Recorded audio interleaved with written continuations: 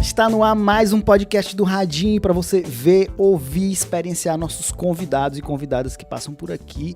Eu sou André Jonatas, estou gravando no Radinho Estúdio Soluções para podcast, videocast, streaming, cafezinho, queijo gorgonzola e tudo mais. Deoclésio, boa hora. Boa hora, pessoal. Aqui a gente tem do parafuso de foguete até a vassoura de bruxa, viu? Então, seja bem-vindo aqui ao nosso podcast, tudo que você precisa fazer em relação a podcast, videocast. Mesmo que a gente não saiba, a gente dá um jeito. Pode vir que dá certo. Inclusive, quero ressaltar o teclado dele aqui que ele trouxe. Pra mim, é super tecnológico, mas ele disse que é antigo. É antigo, é do tempo que usava pilha ainda. Mas pilha funciona ainda. E hoje a gente vai conversar com uma pessoa muito especial, que a gente gosta muito, que eu sou fã, que já foi minha professora, depois eu vou contar isso. O Deoclésio também, né? Tu tava naquele MBA que eu fiz. Não, eu não cheguei a ser aluno, não. Não, tu não foi professor, mas tu fez uma palestra lá, que inclusive foi ela que levou. Eu estou falando dela, o ícone da criatividade na minha cabeça. Eu vou dizer de novo, né? Porque, pra quem não sabe, a gente... Não, vou dizer isso não. O que acontece? Eu tenho uma referência de criatividade. Se eu nascesse de novo e fosse perguntar qual é a sua referência, a gente está aqui no item criatividade, seria ela, Mariana Marques. Bem-vinda. Oi, meu povo, isso é um jeito de ser apresentada com, né, assim, você fica logo feliz. Cheio de perna. Eu não fico porque eu tenho dificuldade de ficar gabola, assim, não tenho problema de excesso de autoestima não, mas eu fico feliz. Mas você merece, seja bem-vinda. Obrigada, queridos, estou feliz de estar aqui conhecendo o Radinho. Super lindo o estúdio, me deu a vontade de realizar meu sonho de ter finalmente um podcast próprio. Quem sabe. E assim, e como você tinha falado, é a primeira vez gravando podcast, né? É a primeira vez que eu sou entrevistada num podcast. Olha aí, ó. As primeiras vezes são sempre inesquecíveis. Eu acho isso um absurdo, porque uma pessoa dessa aqui já era para ter saído, passado em todos os podcasts importantes. Mas tá começando bem, eu acho. Foi uma bela estreia. Mariana, o que é que te move? O que é que você tem feito? Conta pra gente. Então, acho que o coitado do empreendedor, né? Ele só se move pelo empreendimento. Então, acho que depois... Eu tenho 40 anos, né? Recém-completados. E eu acredito que depois de trabalhar aí mais ou menos 20 anos no mercado da comunicação, eu já tinha empreendido outra vez numa pequena agência, que era a Alecrim. Já faz muito tempo. Eu resolvi fazer isso de novo, né? Empreender. Então... Agora eu vejo pela primeira vez as coisas dando frutos, dando certo, né? Então eu não vejo como estar mais envolvida ou me envolver com mais coisa que não seja esses empreendimentos, né? Eu estou falando aqui de duas coisas principais, que é a AUE, uma feira que congrega expositores de economia criativa aqui no Ceará, uma feira em praça pública, e a Pana, que é uma marca de redes, né? É uma marca cearense de redes. Para quem não sabe, o Ceará é um dos maiores polos de produção de rede do Brasil. Divide, né, Jaguaruana, no Ceará, que é no Vale do Jaguaribe, divide com São Bento, na Paraíba, o pódio de produtores de rede do Brasil. Então, a gente mora num estado que explora muito pouco esse artigo, né, e desde o ano passado eu resolvi empreender nessa área. Fora isso, pouca gente sabe, mas eu trabalho com caligrafia, então estou sempre envolvida nos jobs assim, meio aleatórios de caligrafia. Isso é uma coisa que eu gosto muito. É um jeito de melhorar o meu estresse, minha tristeza. Quando aparece um job desse, eu fico logo feliz. Então, desde, sei lá, às vezes eu faço quadros para botar na casa, risco parede, risco azulejo em bar, faço lembrança de batizado, qualquer coisa que precisar fazer com caligrafia, eu faço. Cara, que legal. Legal demais. Eu já não teria muito essa habilidade, viu? Porque... É verdade. Também. A minha letra é uma letra forte, assim, forte de entender. Não fez caderno de caligrafia, não, na infância? Eu fiz e foi muito, mas era obrigado, por causa de castigo na escola, não depois da aula. Ó, até hoje. Um psicólogo pegaria esse caso e diria, ó, ele testou, ele fez, mas ele foi obrigado. Então ele não fez, então não funciona. E minha mãe tinha letra linda, lindíssima. A letra da minha mãe é uma letra de caligrafia, assim, que seria impressa, desenhada no caligrafia. Minhas irmãs têm a letra belíssima, mas eu nunca tive esse dom, né? Amigo, você tem outras qualidades. Também você pode ter tudo, né? Pode não. Tá certo. Eu vou pagar o jantar depois dessa gravação, viu, Negrado? Mas é o seguinte, pra não ficar, né, só na falação, a gente vai fazer o nome da gente, vai escrever. A gente vai postar nas redes sociais, @Radinho Estúdio. Aí você vai tentar identificar de quem é quem. Isso é bullying. Você vai ver se a letra do Deoclésio é feia mesmo. Porque eu acho que não existe letra feia. A letra é uma coisa que é nossa, né? Então, assim, eu fiz caligrafia e gosto, mas tem calígrafos, tem gente que trabalha hoje com sua própria letra, com sua própria caligrafia, que não era considerado uma pessoa de letra bonita. Então, a letra, ela é um código que é só seu. Tá se perdendo, inclusive. Então, não existe letra feia e bonita. É o seu código, né? Não tem aquele negócio que a letra diz muito da personalidade? É. E quem faz caligrafia, assim, que aprendeu a fazer uma letra diferente? Ela tá hackeando a sua personalidade? Tá.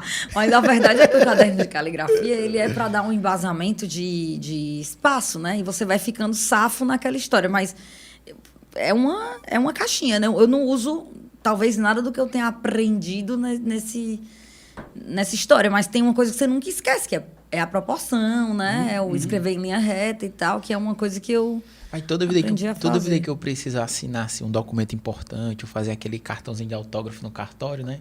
Eu fico preocupado, porque você não tem noção, não. Vão ter daqui a pouco, pensar, né? Que eu tô enganando, não sou eu, né? Não sou eu, porque toda vida é diferente. Reconhecer firma, né? Reconhecer firma. É sempre ser um negócio negócio ocupado diferente. pedir pro seu irmão mais novo fazer. É tipo isso.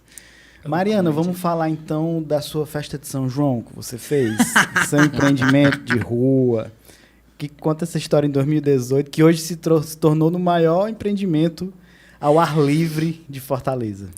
Cara, essa história é muito boa. Eu tinha saído de um desafio profissional, né? Eu acho que eu tenho uma qualidade que é de saber, às vezes é um defeito também, né? De saber quando eu já dei o que eu podia e quando é a minha hora de sair das coisas. E nessa época, eu tinha saído de um desafio profissional super importante para mim, mas eu achei que tinha chegado no meu fim.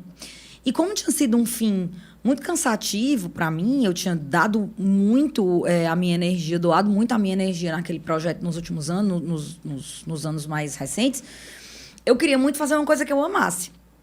E aí eu lembro, nessa época, eu estava em Icaraí de Amontada, e aí eu pensava, cara, o que é uma coisa que eu gosto? Tem que trabalhar com uma coisa que você gosta. Então, eu vivia naquela lombra, naquela loucura, naquela fé de achar alguma coisa que eu amasse muito, né? Trabalharás com o que ama e não trabalharás nem... Ou mentira medonha. E aí eu pensei, o que é que eu gosto, né? O que é que me move? Forró, né? Adoro forró, adoro dançar. Então, bora nessa. Me lembro que na época eu estava solteira, então a coisa que eu mais fazia, solteira, era ir pro forró. E aí eu pensei, cara, vou fazer um forró no meio da rua. E não deu nada certo. Chamei duas pessoas com quem eu... Chamei uma pessoa e ela trouxe uma outra pessoa. Então, nós éramos 3. Nós tentamos fazer esse forró ao ar livre e não conseguimos viabilizar. O único jeito, já que não tinha bilheteria, seria no meio da rua, na Praia de Iracema, era arranjar patrocínio. E eu lembro que eu rodei a cidade inteira, assim, via WhatsApp, né? Quando eu digo rodei a cidade inteira, parece que eu saí de casa, mas não. Mas mandei mensagem para todos os contatos que eu tinha em empresas pequenas, grandes e médias. E todo mundo, né, ficava meio, cara, não vou patrocinar um forró, né?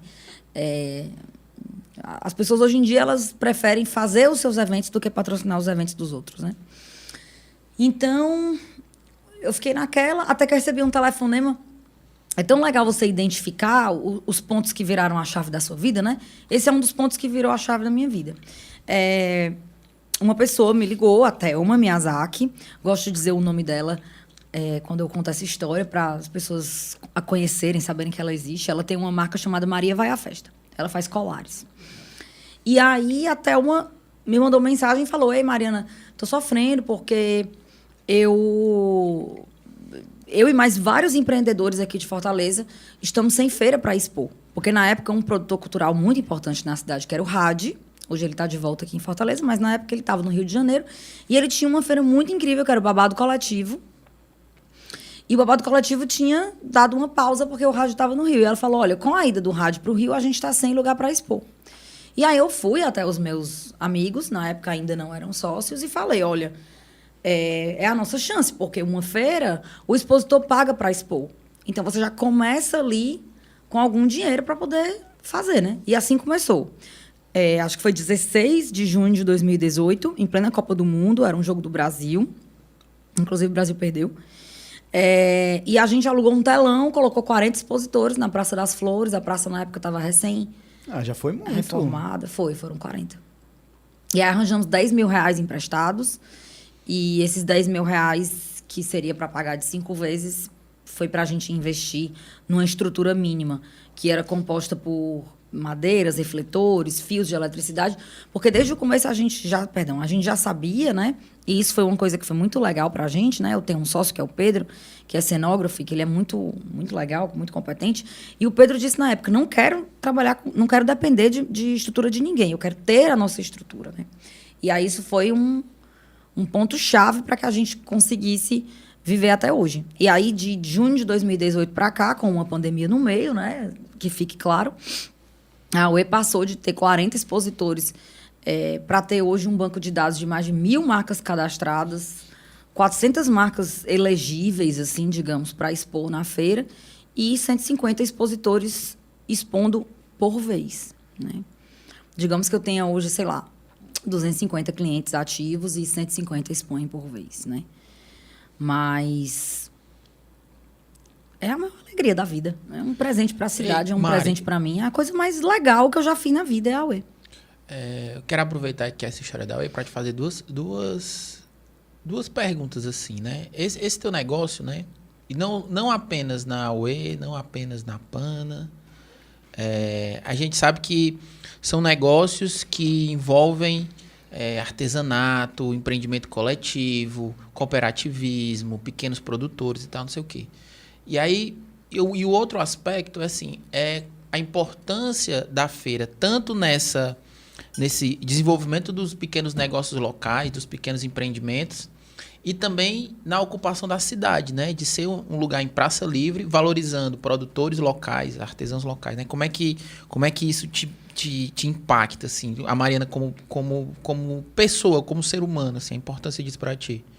Então, eu ganhei de presente um trabalho com propósito, né? Porque eu lembro que na época, no começo, claro, a ocupação da cidade, a praça pública, a feira como um negócio, sempre aquilo ali estava presente nos meus últimos anos de vida, né? Antes eu tinha feito a Feira Massa, junto na plataforma Voz, era uma feira que rodava muitos bairros da periferia de Fortaleza. Então, para mim, isso já era... já pairava assim na minha cabeça. Mas imagine que tudo isso junto num negócio que era um negócio viável, é um negócio viável até hoje. Então, eu ganhei de presente um negócio com propósito. Quando eu comecei a pipocar ao nosso redor mães que tinham acabado de voltar do mercado de trabalho, empreendedores que não tinham oportunidade de expor porque não tinham loja física, costureiras que faziam seus próprios produtos, artesãos, cozinheiros que tinham pequenos negócios na cozinha de casa, crescendo junto e pensando, cara, aqui é o meu shopping, aqui é a minha oportunidade, né? Aqui é o negócio que me deu a mão. Aí eu acho que a gente foi ganhando gás para trabalhar, né? Na época, eu, Pedro e Fernanda, que foi a nossa primeira sócia, Fernanda Wilson. A gente foi ganhando muito gás para trabalhar, né? Além da coisa de ser viável financeiramente, porque eu costumo dizer que não tem propósito nenhum que se sustente se o negócio não tiver viabilidade, né? Então, qual é o ponto zero? Era vender stand, era o meu ponto zero. Sim. O meu ponto 0.1 era ter propósito, né? Então, imagine que foi o maior presente quando eu vi isso acontecendo. E aí, quando a gente se uniu como uma feira de hortifruti na época, não faltava nada. Você via, assim, todos os segmentos contemplados, né? Atrapalhando o shopping. Atrapalhando a venda do shopping do lado, né? Enfim, e aí tem uma coisa que você me perguntou, assim, que eu preciso dizer, que não sei nem se vocês vão falar sobre isso em algum momento, mas está aqui na minha cabeça, não vou sonegar, que é assim, a UE é alvo de algumas críticas, porque é uma feira elitista, porque ela está tirou da ponta da minha língua. Porque ela está na aldeota e tal. E eu já passei muita noite acordada com relação a isso, né? Porque, assim, a militância... Imagino que isso te pega, né? Assim, você isso me acaba. Você tem esse pensamento coletivo, comunitário e tudo. Isso me acaba. Porque eu não... Assim, muito cedo... Minha mãe era muito medrosa. Eu fui criada no Meireles. Minha mãe era extremamente medrosa de coisa de assalto, não sei o quê. Ela era muito super protetora com a gente. Ritinha, um beijo. Um beijo, Ritinha. E ela tinha muito medo de acontecer alguma coisa e tal. Ela era muito protetora, né? E eu lembro que assim que eu pude escapar da asa dela, assim que eu pude pegar ônibus, por exemplo, a primeira coisa que eu fiz foi querer sair desse perímetro, né? Por que eu retorno a esse perímetro? Tem um motivo, né? É o centro financeiro da cidade. São 50 mil habitantes que detêm sei lá quanto desse PIB, né? Então, assim, meu país, Fortaleza, o dinheiro do meu país, Ceará, tá ali dentro. Então, o que é que eu entendo como propósito hoje? Os expositores, que é para onde o dinheiro vai, não podem ser da Aldeota. Mas o dinheiro que circula tem que ser da Aldeota, né? Então, eu passei noites e noites sem dormir. É sim, claro que é. Eu passei noites e noites sem dormir, pensando, cara, por que, meu Deus, que eu fui parar nisso, assim? Por que não fazer uma feira no centro da cidade? Ou por que não fazer uma feira na Zona Sul, que seja, né? Que é outra zona elitizada, mas talvez um pouco mais misturada, ou menos elitizada. Enfim, mas vários testes foram feitos. Onde é que eles vendem mais? No coração da Aldeota. Então, eu luto para circular os sonhados R$500 milhão, que é a nossa meta em 14 horas de feira, se 150 expositores venderem juntos R$500 milhão. Nessas 14 horas. Eu consigo isso no coração da Aldeota, no olho do furacão. Em outro lugar você não consegue. Não consigo. Então, assim, se vai chegar de carro blindado, se é eleitor do Bolsonaro, eu não quero saber, entendeu? De preferência, era bom que nem fosse, né? Os eleitores do Bolsonaro. Mas, assim, eu digo, a pessoa vai pra lá, tem medo da cidade. Às vezes, antes eu ficava triste, né? Quando uma pessoa chegava pra mim e dizia assim: pô, que feira linda, nem parece Fortaleza. Eu ficava puta, né? Porque pensava que, porra, não parece Fortaleza. Fortaleza é isso, né? Ou então, eu nunca saio de casa pra fora do shopping. Eu ficava triste. Hoje em dia, eu fico feliz, porque de alguma maneira eu plantei uma semente de que, primeiro, aquilo é uma Fortaleza possível de ser inventada. Segundo, que bom que você saiu do shopping, né? O shopping tem lá a sua serventia, mas que bom que hoje você não tá no shopping, tá ao ar livre, tá deitado. Porra, a primeira vez que eu deito numa manta e vejo as estrelas no meio da Aldeota. Falei, legal, uma bela estreia, parabéns, você nunca vai esquecer. Né? Então, eu sofri muito. A gente foi até, inclusive, tema de uma dissertação de mestrado extremamente bem escrita, e eu dei entrevista, óbvio, sobre isso, né? Sobre uma feira que é elitizada, sobre uma feira que está no meio da Aldeota e tal. E é pensando, lendo, tomando decisões a cada dia que eu vou vivendo, né? Então, hoje, eu não sei amanhã, mas hoje o meu pensamento é que eu preciso da Aldeota para viver. E o que eu tenho que fazer como propósito é que esses expositores têm que ser cada vez mais diversos e de bairros diferentes. Você já chegou a conversar com os expositores sobre isso?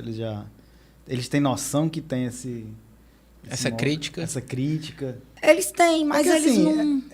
porque assim, eles são interessados também diretos nisso, né? E, de repente, se fosse em outro lugar, eles não teriam nem aquela oportunidade, né? Sim, eles não vão. Eles não querem ir. Né? Então, às vezes, você vai, por exemplo, para uma feira num bairro distante, e aí você diz, olha, eu vou expor no bairro A. Aí, no bairro A eu já moro, eu não vendo aqui, eu não vou, não quero. Uhum. Né? Então, sempre que a UE é contratada para fazer um evento privado fora do eixo Aldeota, eu não cobro do expositor. Ou eu cobro uma taxa de operação mínima do expositor. Uhum. Porque ele já vai para lá sem energia. E eu não sei se vocês sabem, não existe estudo de marketing e administração. Pode botar aí o Kotler no chinelo. O que vende em feira não é marketing e nem administração. Não tem. O que vende em feira é místico. Você vende em feira a energia da pessoa que está vendendo. Se você chegar lá triste, puto, com o seu lugar, não gostar do seu lugar, meu amigo, você não vai bater meta nenhuma. Tem que chegar na feira cheio de energia, sair de casa, sabe, assim, bem, bonito, arrumado, feliz, com disposição de puxar papo, de trocar a experiência, de falar. Se você olhar para os campeões de venda, são campeões energéticos. Eu sempre digo isso. Mas para mim faz muito sentido isso aí. O Kotler talvez não explique, mas o Kahneman talvez entenda um pouco dessa relação. Fala aí, mestre. Pense aí. A gente já falou aqui que a gente não falou não, ó. Nosso apresentador, co-host aqui e técnico também, é mestre. É mestre e eu não entendi nada do título da dissertação para provar que ele é inteligente. Por isso que eu só falei mestre. Mas ele é mestre. É isso aí. Não consegui entender nem o nome do programa. É o mestre? Qual é a tua especialização? Ou teu mestrado? Mestre em modelagem e métodos quantitativos, pelo Departamento de Matemática Aplicada. Eu falo, pessoal, modelagem, eu digo, rapaz, quantas massinhas ele não estragou nesses... Eu falei da tecnologia dele, mas ninguém tá percebendo a minha, né? Peraí. Oh. O paradoxo do pretérito perfeito complexo da teoria da relatividade. Voltando aqui, tu ia completar alguma coisa? Não, eu quero agora fazer o seguinte, já que a gente está com toda essa conversa, né, de propósito, de fazer as coisas com vontade e tal, e você falou que a UE passou, sobreviveu à pandemia, né? E durante a pandemia foi que você pôde ressaltar esse propósito, através da UE do Amor, né? Como é que foi essa experiência? Fala para o pessoal aí o que foi a UE do Amor e como é que isso impactou na tua vida, que eu tenho certeza que foi um momento assim de virada de chave também. Acho que foi mesmo. Como eu disse, assim, eu nunca me considerei uma pessoa isolada, então sempre tive consciência apesar de... Eu sempre tive consciência do meu privilégio, sim, claro, mas sempre tive consciência do que as pessoas passavam fora da minha bolha de privilégio, né? E nunca quis viver na bolha. Então, eu sabia que a fome existia, que isso era uma questão urgente e tal, mas como a gente vinha de um Brasil que tinha, pelo menos nesse aspecto, respirado um pouco, o meu lado social, assim, o lado social meu e da empresa estava muito voltado a essa questão da economia criativa.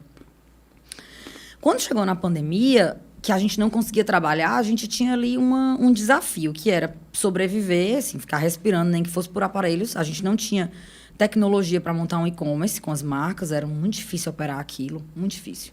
Pelo menos para mim, não sou uma pessoa tecnológica.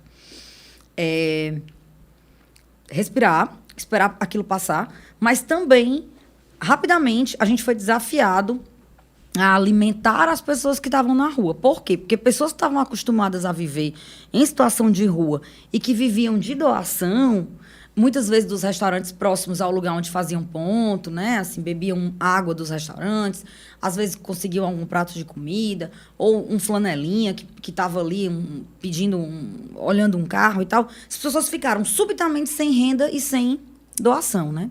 E aí, quando eu fiquei sabendo na época que tinha gente sem jantar, sem almoçar, sem beber água, assim, todo mundo ficou meio em pânico para acabar de lascar. Ninguém podia sair de casa, né? E aí eu lembro na época que, em parte, eu queria fazer pelas pessoas e, em parte, eu queria fazer alguma coisa. Inclusive para me manter viva, né? Inclusive para que eu conseguisse me manter de pé, assim, né? E aí eu lembro que na época a Marina Araújo, que era uma grande amiga, mandou uma mensagem e disse: amiga, tô precisando fazer umas marmitas para entregar na rua e tal. E aí consegui um restaurante emprestado de uma outra amiga, que é o Mar de Rosas, da Manuela, do Vale. E a gente fez 150 refeições. Um mês depois, a gente estava fazendo 3.500 refeições por semana. Mas um mês depois, a gente estava fazendo 8.000 refeições por semana com 3 cozinhas comunitárias, né? Então, deixou de ser uma atitude,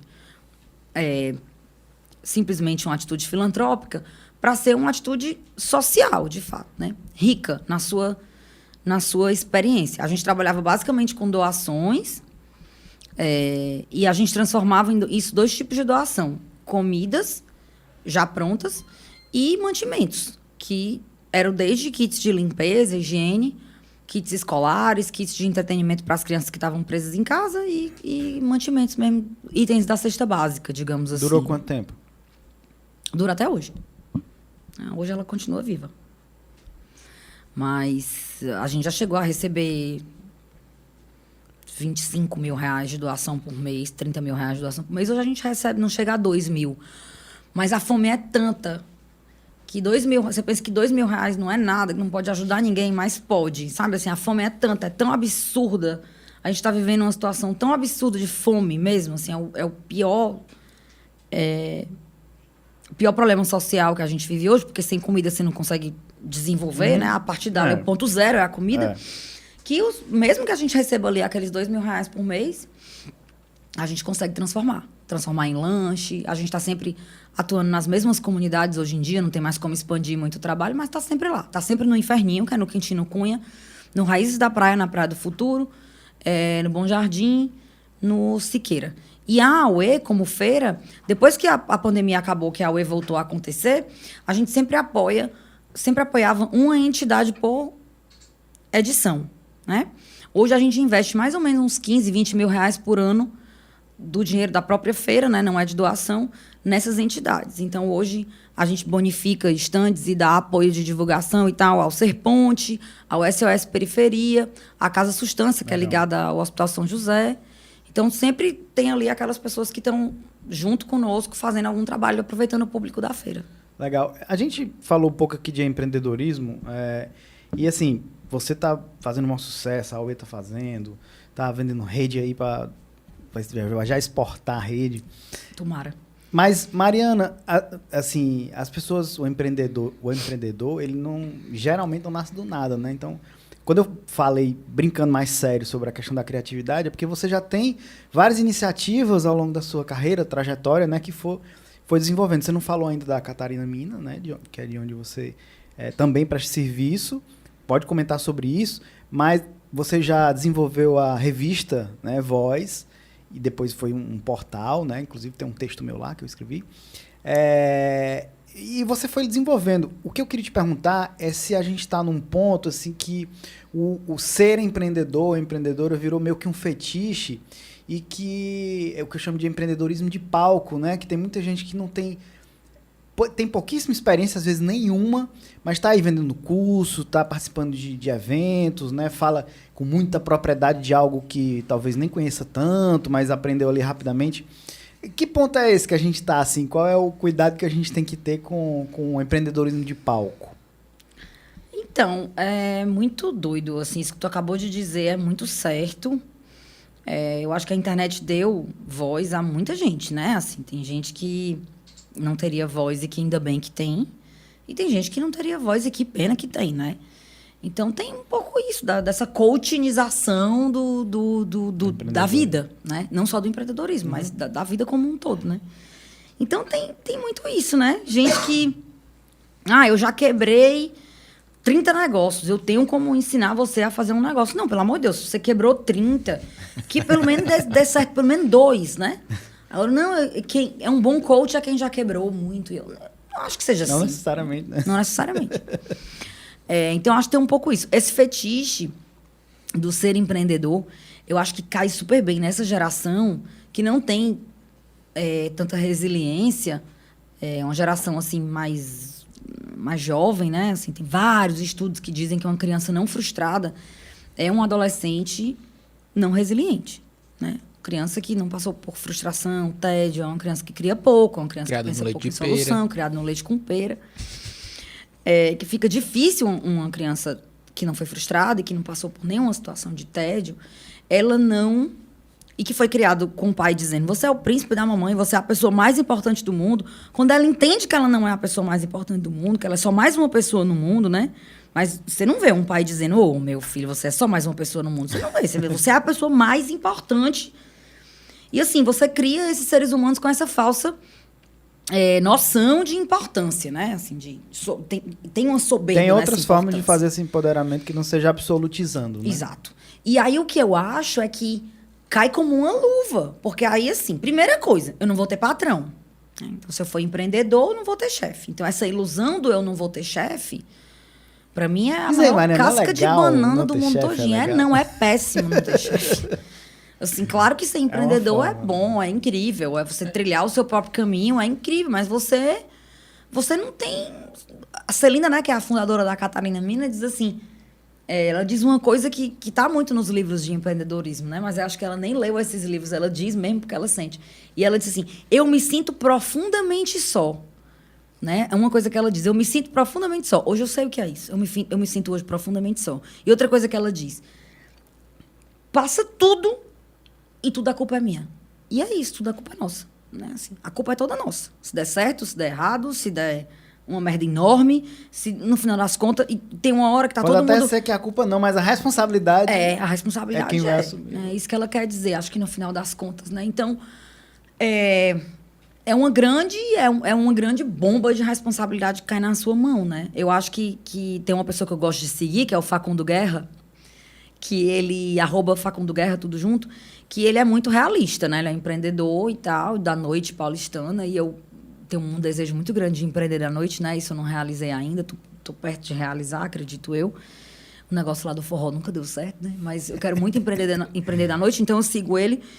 E ele é essa pessoa, que ele não fetichiza, né, essa ideia do sucesso absoluto, né? Esse sucesso absoluto, ele não existe, né? A ponta do iceberg, vocês já viram um meme que é horrível, esse meme. Não vou poder reproduzir o que é ele na sua essência, mas o que você vê é a ponta do iceberg. O que tem debaixo d'água, meu amigo, é problema grande com P maiúsculo, entendeu? É briga, é barraco, é confusão, é dívida, é empréstimo coisa que não banco, dá certo. É coisa que não dá certo, é decisão tomada errado, é você errar e você demorar muito para entender que você está errando e corrigir o ponto lá para acertar. Enfim, não é fácil, né? Não é fácil de jeito nenhum. E olha que eu hoje tenho 2 sócios que eu acho que a gente forma uma equipe muito legal, tem formado nesses anos. Um é cenógrafo, formado em design, é um cara que mais parecido comigo, não tem tanto método de trabalho, não gosta de planilha, não sei o quê, trabalha muito com criatividade, com furor, assim, trabalha com útero, eu e ele, acho que ele tem útero também. E o outro é o Bruno, que é um cara super certinho, 8 às 18, senta no computador, gosta de fazer conta e tal. Então, acho que a gente junto forma uma boa gangue, entendeu? E mesmo assim... É cacete na certa. O bicho pega. Eu chego em casa chorando muitas vezes. Tu já tinha tido a experiência de sócio? Como é essa história? Tinha, mas rapidamente. Assim, acho que hoje eu julgo que eu tenho, de fato, realmente uma sociedade. Assim, e é muito difícil. Eu acho que é a saída para muitas coisas. Eu não sei se eu empreenderia sozinha, mas é muito difícil, né? Um casamento sem muitas coisas do casamento. Mas, no final das contas, é um casamento, né? Um trisal lá, eu e os 2 meninos. É duro, é muito duro. E eu, sendo mulher também, né? Que os homens ao meu redor morrem dizendo que não são machistas, mas o machismo não é de cada um, ele é estrutural, né? Então, é muito difícil ser mulher com eles 2. Eles tentam muito. Eu sei que eles fazem um esforço enorme, mas eu sou mulher, né? Então, é difícil, é muito difícil. Eu tenho que estar o tempo inteiro muito atenta. E gasto muita energia para estar atenta. Ainda bem que as empresas não são muito masculinas, elas são mais diluídas, assim, no gênero. A Catarina Mina, então, nem se fala, que é 98% feminina. Fala mais da Catarina Mina, você não comentou. Então, cheguei lá faz 12 anos como prestadora de serviço, e como prestadora de serviço eu continuo, mas eu nunca tive coragem de sair, porque foi uma grande escola de propósito, porque a Catarina Mina é a primeira marca de moda de custos abertos do Brasil, né? Isso significa que quando você compra um produto, você sabe exatamente quanto daquele valor que você investiu foi para cada parte da cadeia, né? Então, quando ela fez isso em 2014... Legal. É muito legal. Quando ela fez isso em 2014, a gente achava que ia comprar uma grande briga com o mercado da moda, né? Como assim? A gente vai desvendar os segredos da moda? O que vai ser da gente? O Mr. M da moda. E aí, não, a gente ganhou foi respeito da moda, né? A gente passou a buscar uma moda com respostas mais justas, com um mercado que entendeu desde cedo, a Celina, né, que é a fundadora, entendeu desde cedo e fez a gente entender que aquele era o futuro da moda, que o futuro da moda era aberto, transparente, feito à mão, privilegiava pessoas, né? Então, hoje, o centro da cadeia da Catarina Mina é o artesão, né? Não existe artesanato sem o artesão. Então, o nosso ponto de cuidado do acordar até o dormir é o artesão. Os principais produtos da Catarina Mina? São bolsas, sempre foram bolsas. E agora faz mais ou menos 2 anos que a gente enveredou para o mercado de roupa. E cresceu. E aí você fica naquela... O que fazer, né? A gente está abraçando outra marca. A gente está abraçando esse crescimento dentro da mesma marca, com artesanato. E antes a gente só trabalhava com uma tipologia, que era o crochê. Hoje a gente trabalha com outras tipologias e outros materiais, palha... linguagens que têm risco de extinção no Ceará, como é o caso do labirinto, do filé. Macramê. Macramê também. Mas, assim, o macramê e o crochê são bem mainstream, né? Assim, quando você olha para essas linguagens, tipo renda de bilro, filé e labirinto, que estão muito presas em gerações mais velhas e dentro de cidades do interior, né? No campo ou no litoral, isso é, de fato, uma linguagem ameaçada, né? Você vê jovens não querem aprender o artesanato. Por quê? Porque viram as mães e as avós serem mal remuneradas. Passarem 3 meses trabalhando para ganhar R$100 numa toalha de mesa. Então, a gente trabalha também para inverter essa lógica. E aí, eu nunca consegui sair de lá. Nunca. Minha motivação para lá é propósito de vida mesmo, assim. É uma empresa que eu conheço a fundo.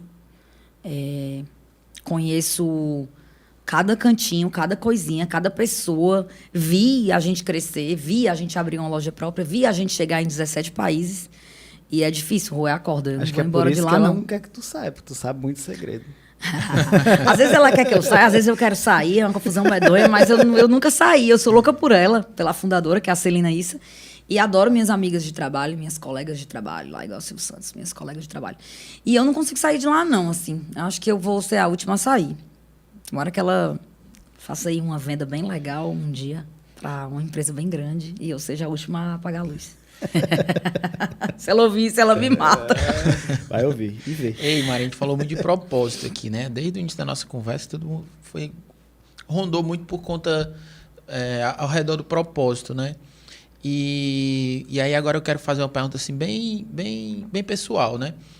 Você é uma pessoa assim que vive no Big Brother 24 horas, né? Não, é óbvio, né? É um Big Brother da baixa audiência, né? como diz a nossa amiga Roberta Fius, assim, do Baixo Meireles do Condado. Né? Do Condado. Do Condado. Mas assim, você tem essa exposição nas redes sociais, até porque faz parte também do seu trabalho, né? Você é uma pessoa muito comunicativa, muito extrovertida e tal. Você trabalhou muito tempo também com comunicação digital, com internet, inclusive a gente se conheceu através disso. Eu também tenho curiosidade. Eu tenho uma foto do exato momento que a gente se viu a primeira vez. Isso é um homem apaixonado, né, macho? Ainda bem que é mútuo. A gente se ama, eu da Clécio. Demais. Eu vou botar no Instagram, viu? Tô com aquele cabelão assim, vou botar. Massa. Certo. Foi numa campanha política que a gente se conheceu. Foi. Mas, voltando aqui. E aí, eu quero perguntar, assim, como é que era a Mariana lá atrás, em casa, né? Eu sei que você tem um irmão que trabalha na multinacional, que rodou o mundo, conhece vários países, mora fora. Você também já teve a oportunidade de viver vários países, né? Pelo menos passeando. E assim, como é que foi lá na tua casa, lá com o seu Zezinho, que eu tive a honra e o prazer de conhecer, né? Com a dona Rita também, que eu tenho o maior carinho por ela. Mas como é que essa história do propósito, né? Da motivação surgiu assim no seu familiar? Então, tive uma sorte muito grande, né? De viver numa família muito...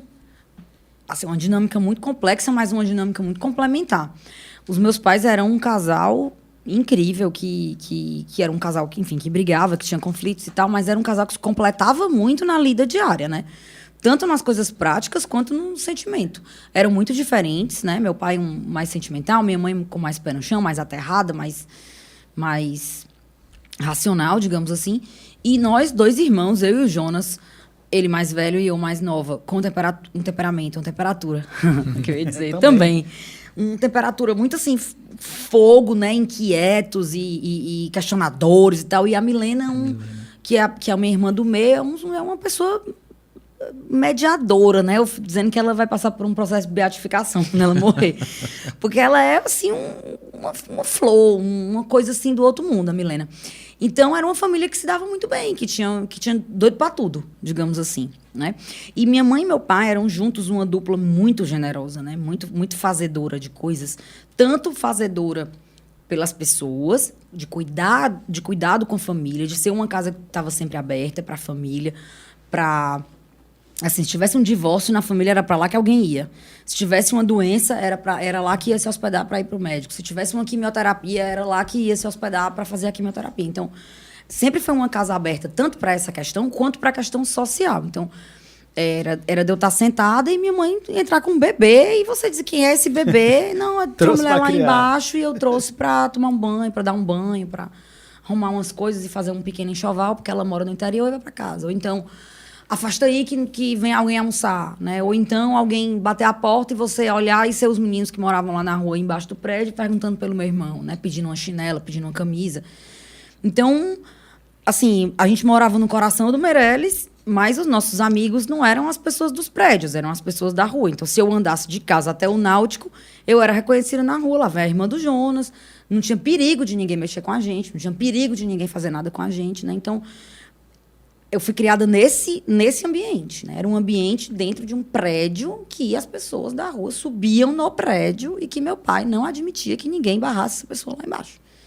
Né? Essa pessoa veio almoçar, ela veio jantar, ela veio em busca de alguma coisa e é aqui que ela sobe. E, para completar, minha mãe trabalhava na FEBENSE, na época, né? Que era onde tinham os menores que passavam cumpriam medidas, né?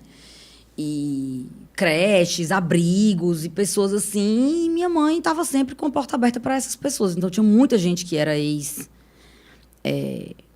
menor da FEBENse, assim, na falta de um nome melhor, mais sofisticado.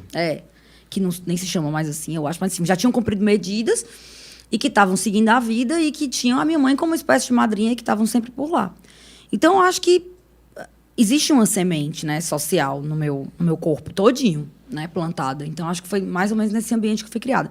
E eu sempre fui muito inquieta, sempre gostei muito de ler, sempre fui muito diferente dos meus colegas. E minha mãe acho que nunca quis me colocar numa caixa, nunca quis ir atrás de um diagnóstico, me levar para o médico para saber se eu era doida, se eu não era doida. Apenas respeitou e foi tentando guiar o que é que ela podia fazer com aqueles meus quereres, né, assim, com aquelas minhas aptidões. Tenho muito a agradecer a ela. Ela é muito inteligente, uma mulher que saiu do interior com 6 anos, perdeu o pai com 6 meses. Foi criada, assim, também com a ajuda de familiares, de pessoas, né? Ela saiu de Itauá. E meu pai saiu de Limoeiro também. Tinha uma vida ainda mais difícil que a dela. Com 17 anos, meu pai saiu. E eles fizeram a vida, passaram em concursos públicos, estudaram em escolas públicas e conseguiram, assim, viver e criar a gente para ser gente mesmo. Essa questão da internet, ela traz um desafio que tem a ver com a saúde mental, né? Porque, de certa forma, a gente já falou, toda vida a gente fala disso, porque é algo que está sempre com recorrência. A gente não consegue acompanhar as novidades, as tecnologias. O Deoclés citou até uma pessoa, um pesquisador sobre esse tema, né? Que a gente não consegue acompanhar. O cérebro humano não consegue acompanhar o desenvolvimento da tecnologia, né? Então, nesse aspecto da comunicação, exposição em si, por isso que a gente vê tanto influenciador de se recolhe, né? Pessoa que tem muita exposição, em algum momento se recolhe, não, que é isso, é uma loucura, eu não aguento, né? A gente tem esses casos. E você também teve uma experiência, né, com seu pai em relação à questão de saúde mental. O que é, com essas tuas duas vivências bem fortes, né? O que é que hoje a saúde mental representa para ti, né? Como é que você lida com ela? Então, sou medicada, tratada, né? Assim, ai de mim se não fosse a medicina, o trato com a doença mental, assim, né? Eu sofro de depressão desde 2015. Eu acredito que eu já sofria desde 2014, mas eu só tive coragem de buscar tratamento em janeiro de 2015. Tinha passado por uma coisa muito dolorosa na família e eu não conseguia elaborar isso, né? Um sobrinho meu, Pedro, morreu de acidente com 21 anos, ele era gêmeo, idêntico do Matheus, que é o irmão dele, filhos do meu irmão. E eu não conseguia elaborar aquele luto, não consegui sair daquilo. E eu tinha, na época, assumido um desafio lá na revista Voz, e era o grande desafio da minha vida, assim. Eu acho que até hoje, eu acho que foi o trabalho que me deu mais responsabilidades e reconhecimento na mão, assim. Foi o trabalho que mais me deu coisas, sabe? Acreditou em mim. E aí eu pensei, cara, eu vou perder isso aqui. Eu tinha acabado de entrar. E aí eu me lembro que eu tinha uns episódios de ansiedade, às vezes o telefone da minha mesa tocava e meu coração acelerava, sabe? E aí eu pensei, cara, será que eu tô com medo da notícia ruim? Tô com medo de um novo episódio e tal. E aí eu lembro que eu fui no psiquiatra e comecei um tratamento para depressão. De lá para cá, eu permaneço em tratamento, né? Isso foi em 2015, tô 7 anos. Já tive alguns episódios de precisar buscar ajuda além da ajuda. Mas, normalmente, eu sou funcional. E faço terapia semanalmente para dar conta. E exercício, muito exercício. Suar é parte do meu remédio contra essa depressão. E o pior, minha depressão não é uma depressão de tristeza. Não é de ficar sentada, deitada, chorar, não ver saída. É uma depressão de disfuncionalidade. Minha memória fica péssima, eu não consigo fazer conexões simples, pareço assim meio idiota e não consigo cumprir compromissos, desmarco compromissos em cima da hora. Tem alguns episódios que fico meio paralisada. Não gosto de ficar muito tempo com uma pessoa com quem eu não tenho tanta intimidade e tal. Então, isso começou a me atrapalhar. Eu, uma pessoa extremamente social, isso é o tipo de doença que me prejudica, né? E aí eu não sabia que existia depressão assim. Foi a psiquiatra que me esclareceu. Então, eu vivo muito atenta a isso, né? eu nunca deixo de pensar nisso. Porque a minha sobrevivência depende disso. Para mim, é a doença mais séria que eu tenho. Então, é a única, eu acho.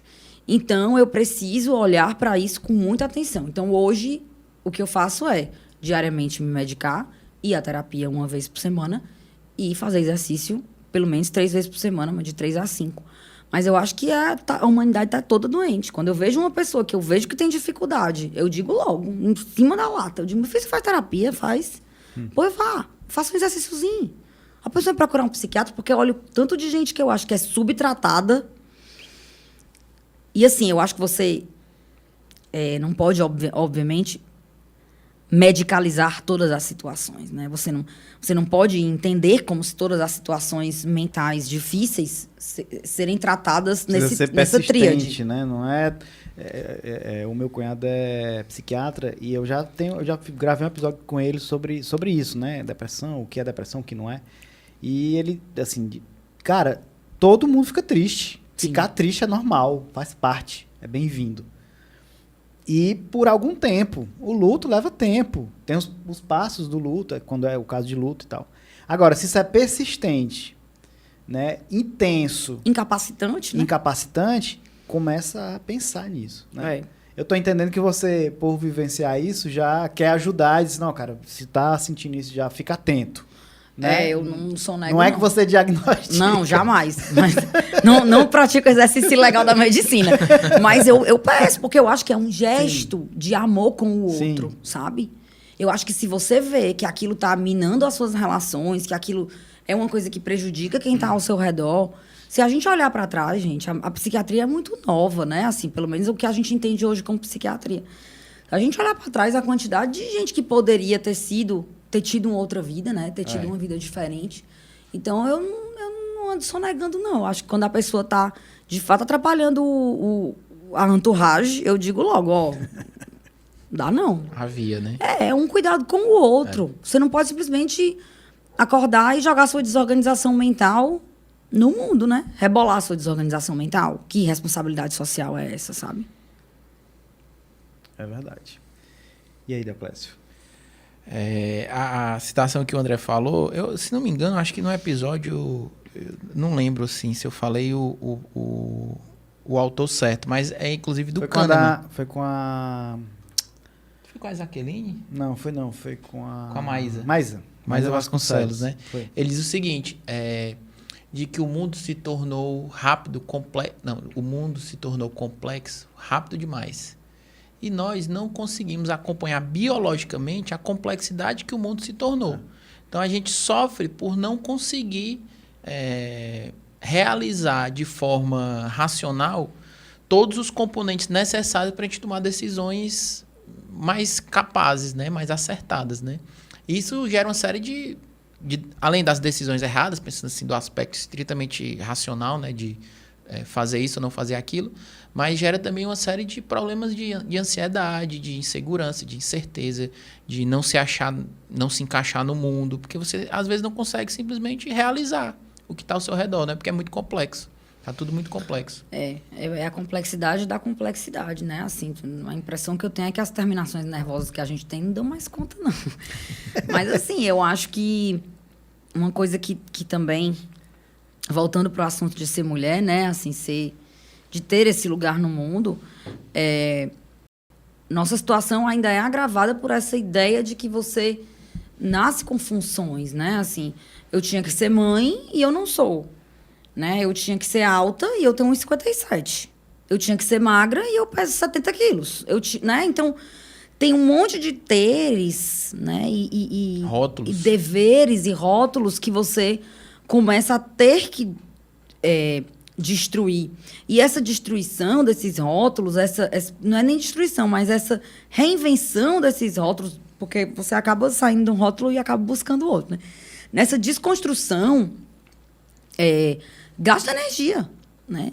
Então, eu passei por muitas transformações, né? E a terapia, ela é para além do diagnóstico que eu tenho, para muito além.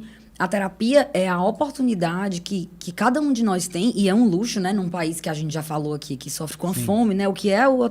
Se comida é um luxo, que dirá a terapia. Mas, assim, a terapia, para quem pode acessá-la, é a oportunidade, eu acho, mais preciosa e valiosa de você focar as elaborações em você, né? Porque é por isso que não dá para você pegar o espaço da terapia e jogar na igreja, por exemplo, né? Porque a igreja está mediada por uma figura de Deus, pelo além, pelo místico, por uma resposta, por livros, né? Seja a Bíblia ou seja qualquer outro livro. Idolatria, por uma série de coisas, pelo senso de comunidade. Então, a terapia não, meu amigo. É você e você, aquele espaço é seu. Não é um espaço de julgamento, é um espaço de elaboração para você tentar entender melhor os seus medos, suas motivações, suas angústias, né? Então, eu acho que estar nesse caminho há tanto tempo, porque já faz muito tempo que eu busquei a terapia, que eu insisto nela, fez com que eu conseguisse tirar o melhor de mim nesse aspecto, né? Nesse aspecto da cobrança, da consciência da falha, sabe? De não querer dar conta de tudo, do meu novo desafio, que é aprender a dizer não. Porque se caísse 30 frila no meu colo, eu pensava logo que era a oportunidade de eu ganhar algum dinheiro, de eu conhecer mais gente, de eu fazer mais coisa, botar mais coisa no mundo. Não tinha um pé do perigo de eu dizer não. E hoje em dia eu tenho dito não, vários nãos pro trabalho, né? E isso tem me mantido de pé. Ensina esse rapaz aqui, ó. Ave Maria, tem que dizer, Del, porque... Mário, vamos conversar depois. Pelo amor de Deus. Mariana, tu falou aí alguns tópicos ligados às obrigações impostas, né, às mulheres e tudo. Então, acho que tem a ver um pouco com a questão do machismo, que não se contrapõe ao feminismo, né, porque há esse equívoco. Mas eu queria falar um pouco desse processo emancipatório. Você citou algumas questões aí. A gente vive num Brasil que, ao mesmo tempo que eu não sei se é a bolha da gente, mostra o crescimento, né, dessas ideias, né, mulheres cada vez mais fortes, movimentos nesse sentido, né, do feminismo e tudo, ao mesmo tempo que a gente tem um Brasil que se revelou bastante conservador. Na verdade, já era, mas se revelou, né, apresentou mais esse processo conservador e com muita força, né, não foi assim uma ondazinha, não, é um negócio muito forte, né. A gente está perto de eleições, mas o que eu queria... A gente fala já de eleições e de política. Eu queria saber como é que tu pensa, assim, desse momento do feminismo, né? Como é que a gente consegue elaborar que momento está o feminismo? Eu sei também que todas essas causas, elas não são uniformes, né? Então, obviamente, estou perguntando do seu ponto de vista. Olha, eu acho que assim, tá entranhado, tá posto, tá entranhado. A gente já conquistou, assim, muitas coisas, né? As mulheres já conquistaram muitas coisas. Nossas mães, nossas avós, bisavós, eu acho que com a geração, a gente foi conquistando muitas coisas. Mas o mundo o mundo corporativo ainda é muito masculino, né? O mundo do poder ainda é muito masculino. O mundo religioso é masculino. Basta você olhar para o Vaticano, né? Basta você olhar para as grandes empresas do Brasil, né? Tanto é que você vê uma mulher maravilhosa, por sinal, como a Luísa Trajano, e ela é um ponto fora da curva, né? Ela é dona de uma grande... Eu acho que a gente pode, desculpa, mas assim, para dar o nome real, né? Não sei se é sinônimo de masculino para machista. Então, ele é mais do que masculino. Ele é masculino e machista, né? Porque poderia não necessariamente ser. Mas nesse caso, sim, porque, veja... Coincide nesse caso. Coincide, porque eu acho que em quase todos os casos. Não consigo pensar num caso que não seja. Porque quando você tem uma amostra de homens para decidir quem são os homens que você vai escolher, e você tem que escolher 10 homens, e no universo que você está escolhendo tem 100 pessoas e 98 são homens, já começa a desigual, né? Então, é que nem que o povo diz assim, na votação de tal coisa, a votação não foi machista, porque lá tem tantas mulheres. Mas, assim, as amostras são masculinas, né? Então, sim, não tem... Eu estava antes de começar a gravar aqui, gente. Tem 187 anos a Assembleia Legislativa do Ceará. Nunca foi eleita uma mulher negra. Basta eu dizer isso. Nós estamos em 2022. O Ceará nunca teve uma deputada estadual negra. E se gaba de ser o primeiro lugar do Brasil, né, a abolir a escravidão, né? Que aboliu e os negros vivem, as pessoas negras vivem até hoje nessa falsa liberdade, porque não é assim. Tudo bem, não ser escravo não são escravizados, né? Mas o que é essa liberdade? O que é que significa essa liberdade? Porque o que a gente vê hoje são as pessoas negras sendo mortas, perseguidas, desescolhidas, preteridas, né? Então, quando você fala, por exemplo, de machismo, machismo, da luta feminista, né? É importante que a gente lembre também a importância da luta LGBT, que a gente lembre também a importância da luta do movimento negro, porque são lutas que, por mais que nem um de nós três, por exemplo, aqui, nós sejamos brancos ou sejamos hétero, não estejamos nesses movimentos especificamente, mas a gente tem a obrigação de se colocar do lado desses movimentos, não fazer coro com o contrário desses movimentos. Se colocar do lado. Estou aqui do lado, sim, fazendo uma muralha junto com você, né? Por mais que o protagonista da muralha seja você, sim, mas eu estou aqui do seu lado. Sim. É aquela história de que quando a gente se omite, a gente escolhe o lado do opressor, né? Total. E também nessa realidade que você colocou aí, falando aqui assim, de aspectos amostrais, uma coisa também, eu acho que foi isso que o André quis dizer quando ele tentou diferenciar masculino e machista, né? Uma coisa é você reconhecer essas pautas, né? Fazer coro junto, defender e tal, não sei o quê. Outra coisa é você se omitir ou criticar, ou achar que ela não existe, né? Então, eu acho que é papel nosso, como privilegiados, assim mesmo, né? Não, eu até fico assim meio com essa onda de internet, eu fico um pouco delicado de falar desses assuntos, porque, por exemplo, uma coisa que eu acho totalmente... desprestigiar as pautas é você limitar qualquer pessoa a falar sobre essas pautas.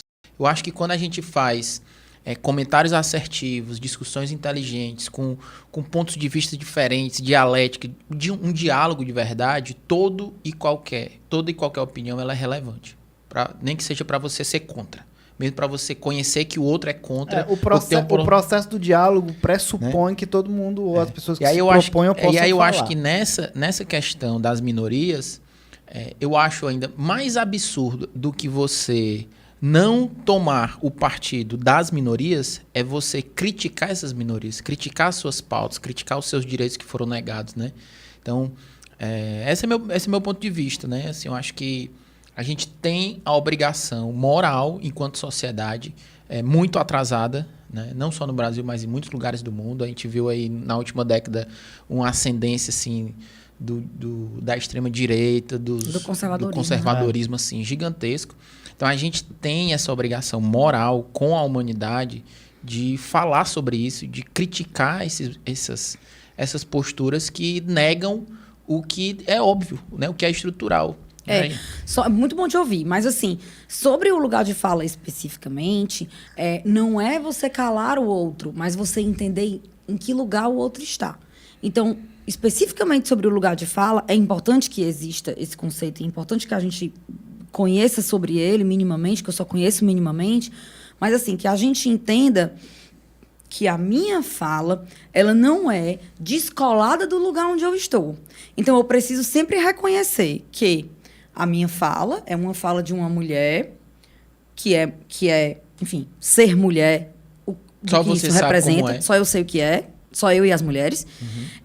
Mas também é uma fala de uma mulher branca que nasceu privilegiada, que teve acesso a uma escola particular e que teve uma série de oportunidades na vida que outras mulheres não tiveram. Sim. Então, é importante a gente entender isso. Você contextualizar. Não é para calar o outro. Contextualizar sobre qual ponto de vista aquele indivíduo ele não tá se falando, desprega. né? O meu universo, né? O meu lugar, esse lugar não só como um lugar físico, mas um lugar mental, ético, enfim, social, ele não se desprega da minha fala, né? Então, é importante a gente se colocar nesse lado. É por isso que eu devo calar ao ouvir uma pessoa negra falando sobre o movimento negro. É por isso que eu, como homem, devo calar quando eu vejo uma mulher falando de feminismo. Pelo menos no sentido de ouvi-la. Uma das coisas que o feminismo mais odeia, eu não sei nem se o feminismo odeia, eu odeio, é você dizer que uma coisa é machista e vir um homem e dizer, eu não sou machista. Quando a primeira coisa que ele tem que fazer é dizer, você acha isso?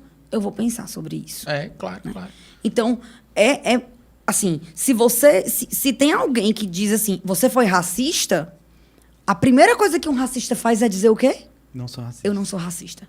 Né? Então, na hora que você diz, esse é um comentário racista, ou você foi racista, a primeira coisa que você tem que fazer é calar, meu amigo. Se cale. E outra coisa, se você pedir aula para alguém e a pessoa não tiver a fim de lidar, se cale e vai estudar. Né? Assim, ninguém tem que estar dando aula, né? O povo chama de escola de macho. Nem mulher quer ser escola de macho e nem o movimento negro quer ser escola de branco. Escola da branquitude. Então, eu acho que todos nós temos o papel, assim, de entender essas lutas, né? Se a gente não quer nunca ser confundido com racista, que a gente entenda, né? Essa luta, esse contexto. A gente vive uma história contada de uma maneira muito deturpada, né? Sim. Não, e tudo que você falou tem tudo a ver, assim, com o que eu acredito, assim, sobre a importância do diálogo, do ouvir, do calar, do entender, do compreender, do saber como é o outro, né? De estudar, de querer aprender. Acho que tem. Eu vivi uma experiência interessante ano passado, que tem a ver com o que a gente está falando aqui, né? Eu tenho outro podcast chamado SerifaCast, e eu produzi um episódio sobre exatamente essa questão da abolição da escravidão, né? De pessoas escravizadas aqui no Ceará, contando essa história. E eu fiquei nesse dilema dessa questão do lugar de fala, né? Qual é o meu lugar de fala sobre isso? O que é que eu conheço, né? E eu ia fazer com outra pessoa e não deu certo com essa pessoa. E era uma pessoa negra que ia dar esse contexto, essa visão que eu achava que era importante que tivesse, né? Eu disse, cara, mas eu não posso, já tinha um ano que eu estava elaborando esse episódio. E eu fiquei realmente nesse dilema, eu quase desisto. Aí eu pensei, não, eu posso fazer uma estratégia, que é o quê? Eu vou estudar sobre o tema. Então, eu tenho um livro da Grada Quilomba, né, que conta um pouco dessa história de opressão em Portugal e Alemanha.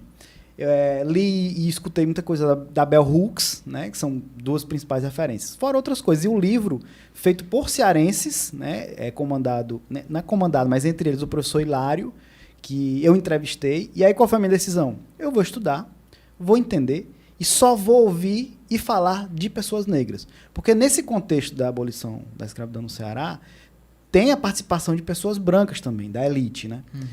Mas eles já são falados, né? Então, o que você encontra já... O que eu quis contar é, por meio da minha voz, né? Não da minha voz, do SerifaCast, utilizar o meu veículo para ampliar, né, essa voz que já existe das pessoas negras. Então, eu comecei a entender essa questão do lugar de fala. Sim, eu posso fazer um episódio sobre negros, sobre LGBTQIA+, sobre mulheres, posso, mas eu tenho que ser aliado, né, dessas causas, entender, estudar e definir uma estratégia de modo que eu permaneça ali, que eu seja respeitado naquele sentido do que eu fiz. Eu tive todo esse cuidado, né? Tanto que depois eu escrevi naquele prêmio da Boa Notícia, né? Fiquei em 3º lugar na categoria, sendo uma mídia minúscula, né? Pequena e tal, ao lado de Jornal Povo, grandes veículos. Então, assim, eu acho que foi uma experiência que eu consegui entender de que forma eu posso ser aliado dessas causas, né? E obviamente que não... pronto, aprendi, agora sou especialista, vou... Não, continuo ali no meu lugar de fala, busca, de homem, né? Branco, privilegiado, não. Mas que agora eu entendo que eu posso estudar, que eu posso conversar, que eu posso tirar dúvidas. E se a pessoa não quiser tirar, tudo bem. Mas naquele caso era uma produção de reportagem, todo mundo se prontificou. Se dispõe, né? Então foram, mais de, 300 minutos de gravação, com mais de 10 fontes, todas pessoas negras. Os personagens do episódio, todas pessoas negras. Né? Citação, todas pessoas negras. Você foi anfitrião, mas deu voz, né? Você reverberou e deu voz, exatamente. Então tudo bem. E detalhe que é importante isso. Eu não poderia tomar o protagonismo, que era a minha principal preocupação. Eu que estava apresentando, eu que editei. Então, assim, tive todo o cuidado para que eu não fosse protagonista. Né? O protagonista é aquela história, né? São aquelas pessoas. Mas eu estava lá, ali, ó, como você falou, vamos fazer um paredão. Estou junto aqui nesse paredão. Sou mais uma pedra aqui nesse paredão. Né? Eu acho que eu consegui entender. Né? E é óbvio, é o certo, até hoje é o que eu entendi que é um bom caminho. Pode ser que daqui a pouco alguém disse, não, André, mas isso aqui pode ir nesse rumo. Sim. E você vai se adaptando, né? Eu acho que tem muito... já cometemos muitos erros, né? Coisas que a gente fazia há 10 anos, a gente não faz mais. Eu acho que o que importa é a gente olhar e aprender. Tem uma professora aqui, que o Instagram dela é afroantropóloga, que é a professora Isabel Acioli. E ela dá cursos, e o próximo curso que eu quero fazer é o papel da branquitude na luta antirracista, né? Porque eu acho que esse é o desafio da gente. Legal, a gente entender. E isso é uma coisa que é importante você colocar em outras lutas, né? Qual o papel do homem na luta antimachista, né? Então, eu acho que o nosso objetivo é a gente entender que se a gente não quer ser confundido, ou não quer ser taxado, ou não quer ser colocado nesse lugar, a gente precisa fazer alguma coisa, né? Porque, sinceramente, num país tão apartado, tão desigual, num abismo tão absurdo, você já nasce ator do seu universo, né? Então, assim, se você é um homem branco e rico, você já nasce um ator fácil do machismo, do racismo, do preconceito de classe, entendeu? Então, o que você tem que fazer é você acordar e saber qual é o meu lugar e o que é que eu reconhecer e o que é que eu tenho que lutar contra, né? Porque se você só andar na linha, nem que você nunca diga uma besteira, mas a sua atitude reforça uma atitude preconceituosa. Como eu falei agora há pouco, né? Quando você se omite, você escolhe o lado do opressor. Exato. Né? A gente já tá falando de política, né? Eu ia te fazer uma pergunta sobre política, mas eu entendo que tudo é política, né? Tudo é política. Tudo é política. Tudo é política. Essas causas também. Mas você está trabalhando, você trabalha, né? Tem atuações também ligadas à política, né? Sempre foi assim? É recente? Como é essa tua relação? Quer complementar, Douglas? Não, quero só dizer que eu conheci a Mariana por causa e durante uma campanha política, né? No Ceará em 2010. Está fazendo 12 anos agora. Quando você assistir esse episódio daqui a 50 anos, a gente está em 2022. Vamos trocar o nome política por eleições? Eu acho que é mais... Pode ser. Como é trabalhar no marketing de eleições? Então, eu fiz a primeira campanha em 2004. Eu tinha 22 anos. E eu só não fiz campanha em 2016. Mentira, eu fiz campanha em 2016. Eu vou já lembrar qual foi o único ano que eu não estive em campanha. De 2004 para cá. Cada 2 anos, né? Cada um ano. A cada 2 anos. Mas eu comecei numa campanha de prefeitura no interior, depois eu fui para uma campanha de deputado federal em Fortaleza, e depois eu fui para campanhas majoritárias, até que na eleição passada, em 2018, também trabalhei com um deputado. Mas, normalmente, eleições para cargos majoritários. Mas, assim, é uma... Só sabe quem passa. É uma experiência mesmo. É uma experiência muito louca, porque é uma gincana, né? As coisas mudam todos os dias. Você é desafiado todos os dias. É uma convivência intensa com quem está com você. Você é desafiado a dar o seu melhor o tempo inteiro, a fazer coisas que você não sabe fazer, a trazer respostas que ninguém tem e que você vai ter que trazer uma resposta. Muitas vezes você vai arbitrar e que alguém vai ter que confiar em você. Para estar todo mundo unido dentro de um objetivo em comum, um objetivo muito rápido, cada vez mais rápido. Por exemplo, quando eu conheci o Del, as campanhas duravam 90 dias, né? Hoje as campanhas duram 45 dias. Né? 45 dias. Essa campanha que eu estou trabalhando agora dura 45 dias. Inclusive, você está aqui usando o tempo da campanha para gravar com a gente.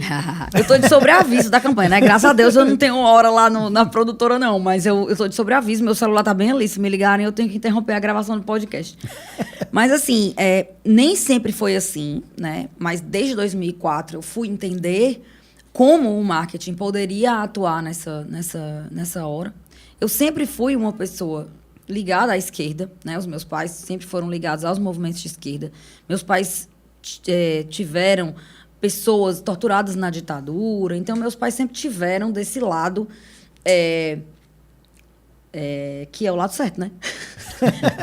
Da história. Não digo de direita e esquerda, né? Mas o lado da democracia, o lado da igualdade entre as pessoas e tal, né? Não teve do lado de ditador, meu pai e minha mãe, né? Então, quando eu falo de certo e errado, não estou falando de direita e esquerda, não estou falando de democracia. Não conheço nenhum lado mais certo que outro esse. Caminho. Nenhum outro caminho, principalmente quando o outro caminho é ditatorial. Então, sempre tive nesses movimentos. Então, eu me lembro que minha mãe transformava minha casa num comitê na eleição. Então, sempre fui muito ligada a isso, sempre fui muito, muito, muito, muito movida por isso. Quando eu entendi isso, eu estava dentro da esquerda. Historicamente, uma parte da esquerda não acredita no marketing. Não acredita, acha que o certo é você ganhar a eleição na rua, no corpo a corpo, no trabalho. Que o que ganha... Ainda hoje? Ainda hoje. Ainda hoje tem muita gente que tem pudor contra essa coisa da comunicação, né? Que tem pudor, que acha que a política não é comunicação, que não era para existir propaganda política, que não era para existir marketing, enfim. Ainda tem, claro que ainda tem. Mas... Dá um exemplo. Ai, não posso. Não posso, mas tem vários aqui pairando na minha mente. Conhecidos. Vários. Que a gente vê assim Eles na estão rua. do seu lado. Tem gente que faz comunicação na política porque é o jeito. Dentro dos partidos de esquerda, mas que não acredita, que não. Que tem pudor, né? Pudor.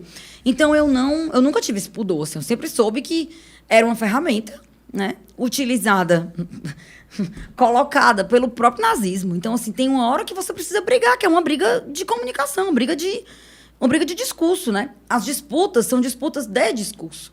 Então, rapidamente eu entendi que o meu discurso poderia viver a serviço das ideias, né? Então, hoje eu estou sempre com um discurso a postos.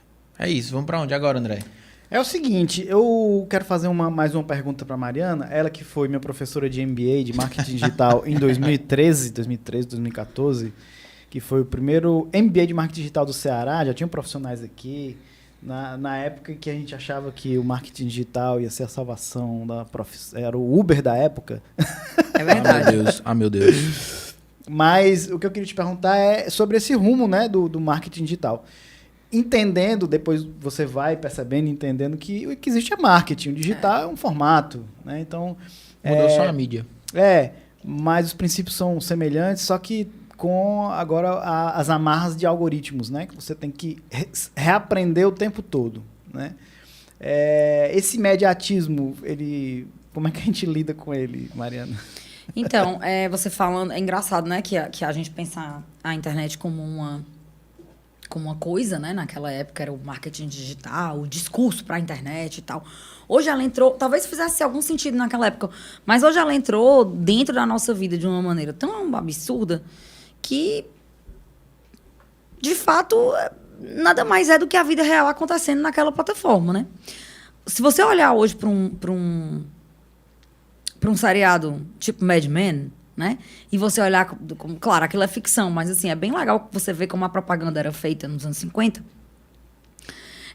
A propaganda é um retrato social, né? Ela é um simulacro, né? Você lida com o sentimento humano, você seduz ali pelo sentimento humano. Quando eu falo seduzir, claro que ela não é só sedução, mas passa o tempo inteiro pela sedução, né? Pelo convencimento, enfim, pelo encher os olhos, pelo mexer com os 5 sentidos, enfim. Tudo continua igual, né? Claro que hoje é mediado por essa questão do algoritmo.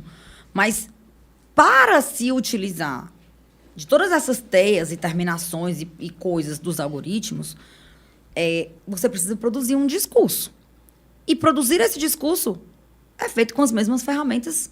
Essa produção de discurso é feita com as mesmas ferramentas desde sempre, né?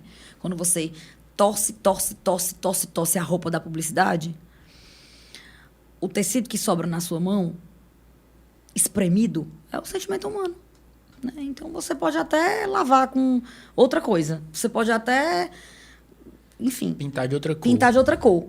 Mas quando você torce, o sumo é o sentimento humano, né? Então, eu acho que o desafio e sempre foi a produção de discurso. Ao mesmo tempo que popularizou também não tornou mais superficial o discurso, isso não tem um perigo assim do imediatismo e aquilo, enfim, não ser sustentável? Tu tá entendendo o que eu tô querendo dizer? Tô. Eu acho que em certos aspectos sim, mas tu já parou para pensar que as grandes marcas que são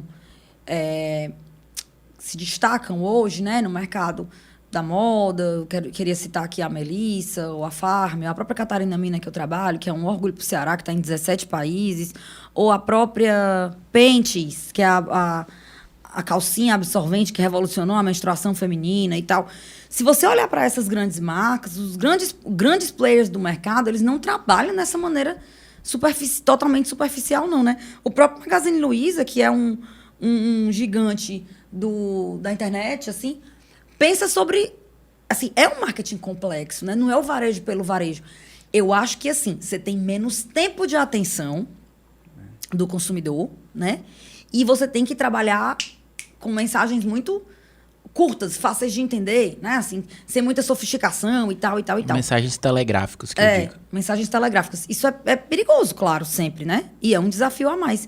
Mas quando aquele consumidor que te ama, que gosta de ti, que consome teu produto, que se relaciona contigo, tu consegue identificar onde é que ele está, ele lê páginas e páginas, escuta horas e horas e horas, né?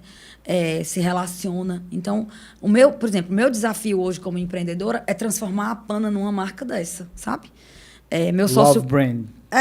Meu sócio Bruno está atrás de vender rede e eu estou atrás de criar comunidade. Né? Então, eu acho que na hora que você cria uma comunidade, você consegue sair do discurso raso e ir para algum tipo de discurso mais complexo. Então, como se cria essa comunidade? Já existe gente muito jovem como nós, muito jovem é ótimo, né? Mas já existe gente jovem como nós que tem o mesmo apreço pela rede que os nossos antepassados. Mas eles não têm nenhuma marca de rede que tá ali com eles, né? A rede não tem marca, um commodity. Então, nesse lugar que eu quero estar. Né? É no lugar que fez com que o jovem, cada vez mais jovem, olhasse para a rede. Que sua filha de 4 anos, Marina, que dorme de rede, olhe e diga, papai, eu quero uma rede da Pana. Né? É assim que eu vou viver. E ela terá. Ela terá. Eu vou viver para isso. Porque eu acho que... E aí é que tá. Quero vender rede? Quero. Quero ter algum dinheiro? Quero. Já tenho 40 anos, tenho muita vontade de ter bens materiais legais, tenho vontade de que esse dinheiro possa ser útil para ajudar outras pessoas, enfim. Mas existe um propósito por trás disso, que é cuidar de uma cadeia extremamente maltratada. Isso eu ainda não consegui. É por isso que eu digo que Catarina-Mina é a minha escola. Cuidar de uma cadeia extremamente maltratada, que é essa cadeia de produção das redes, onde artesãs que trabalham em casa, principalmente fazendo... Porque uma rede ela é composta por um tecido, que é a parte que você deita, e todas as outras partes, o punho, né, o carel, as cordas, a varanda, a mamucaba, e todas essas coisas que eu aprendi de um tempo para cá, né, como é a anatomia de uma rede, né, que eu sou sócia hoje do maior especialista em rede do mundo, segundo ele, adoro a autoestima dele, Bruno Valente. Ele me ensinou essa anatomia da rede e me ensinou também que existe uma cadeia de mulheres, que não faz o tecido, mas faz as outras partes, muitas vezes, que é extremamente maltratada, que é paga de maneira informal, que é paga pouco, que tem que produzir, dormir com as mãos calejadas para poder ganhar uma miséria, entendeu? E como eu vi isso acontecer na Catarina-Mina, a transformação de todo um mercado, o empoderamento de uma série de grupos de artesãos pelo Ceará, eu pretendo fazer isso também com a Pana, né? A minha ideia na Pana é ter um mercado forte. Né? Pagar melhor, isso implica que eu venda uma rede mais cara, mas que o consumidor saiba que, ao comprar aquela rede, ele não está com as mãos sujas de sangue. Né? É uma compra que também é política. Uhum. Né? Então, eu acho que a gente já começou, já tem uma linha de redes que a gente começou a fazer, que já subverte essa lógica, inverte essa lógica, mas a minha ideia é que, nos próximos anos, a empresa toda trabalhe nessa lógica. Né? A empresa, quem sabe a Catarina-Mina não vai dar uma oficina na Pana, que é o que eu quero, para poder transformar a Pana também numa empresa de custos abertos, também numa empresa que transforma vidas. Né? Hoje você vê, a Catarina-Mina tem um relatório de impacto. A gente ter começado com 7 artesãs e hoje tem mais de 300 de artesãs, né? Mulheres que trabalham em casa, que podem cuidar dos seus filhos, que ensinam os seus ofícios para suas filhas. Você vê crocheteiras de 20 e poucos anos que querem ser crocheteiras, que querem aprender.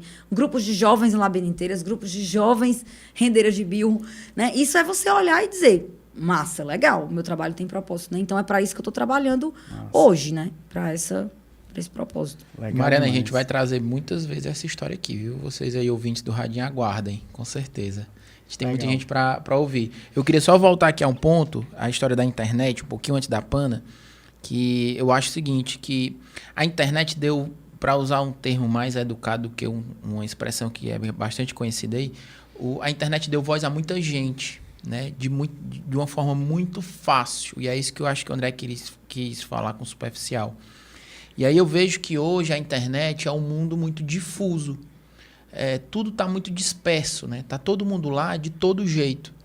E aí quando você fala assim dos grandes players, esses caras, hoje eles são exceção na internet, né? Mas são também aqueles que dizem assim, ó, quando você faz bem feito, você tem um lugar nesse mar raso da dispersão superficial, né?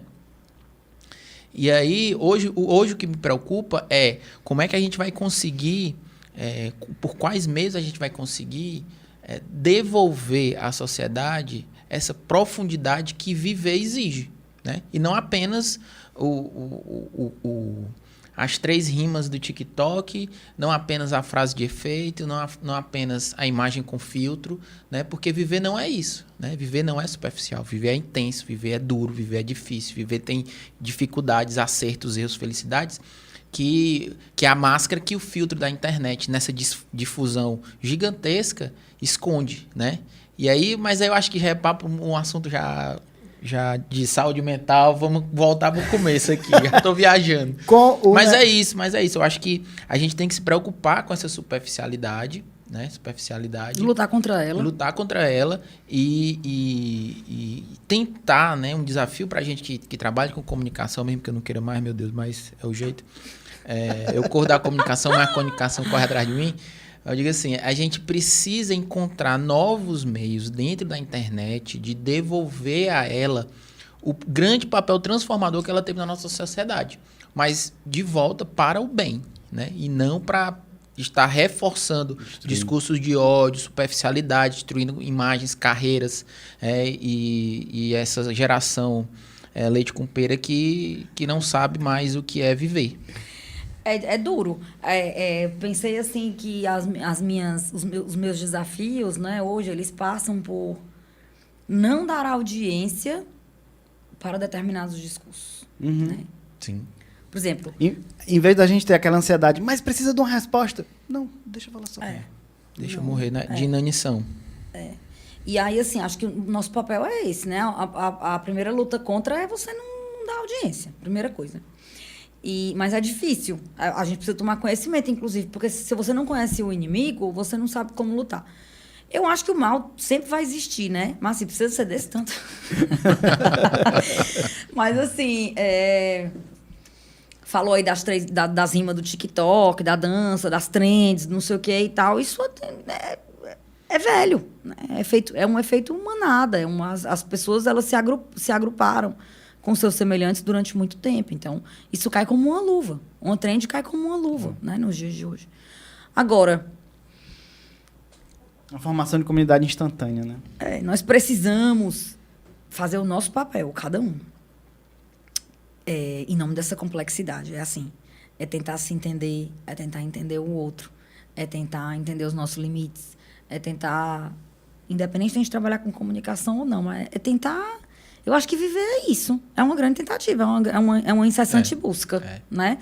Eu passo o tempo inteiro, quando eu estou consumindo muito essas coisas, por exemplo, antes de dormir, né, para me dar sono, olha, isso se entregando, é horrível, né, cara, que vergonha.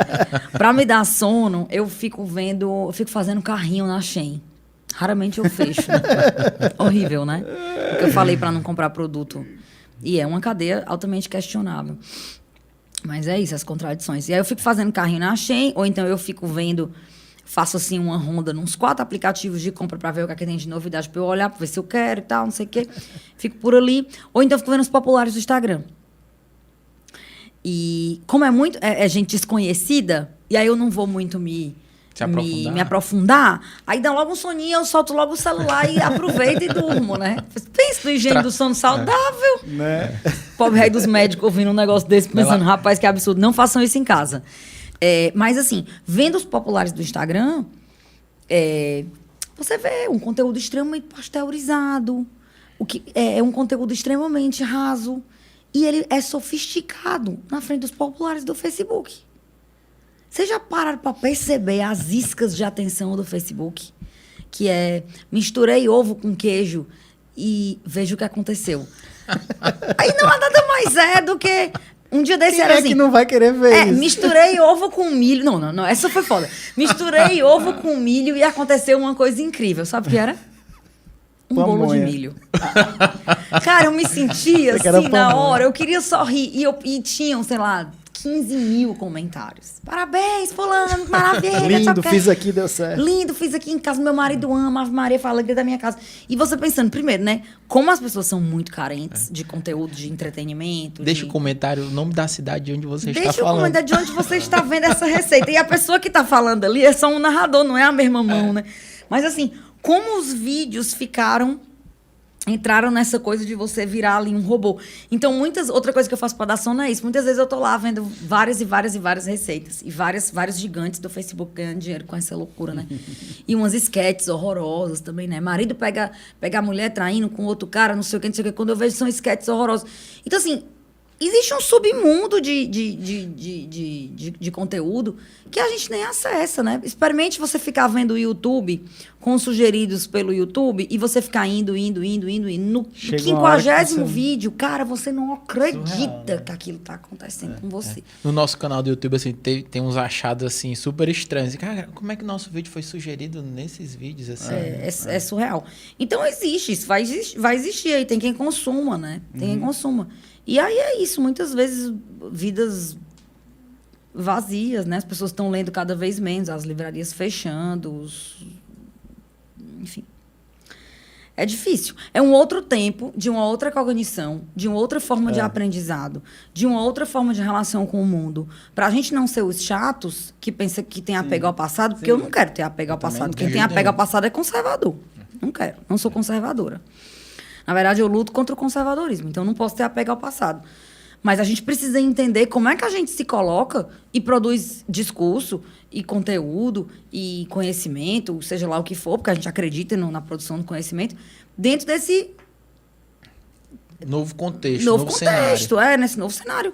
Você vê hoje um sistema de aprendizado fisiológico mesmo, do neurológico, de uma criança de 4 anos, e você pensar no que você era com 4 anos, a matriz pode ser a mesma, meu amigo, mas a aplicação não tem mais nada a ver, né?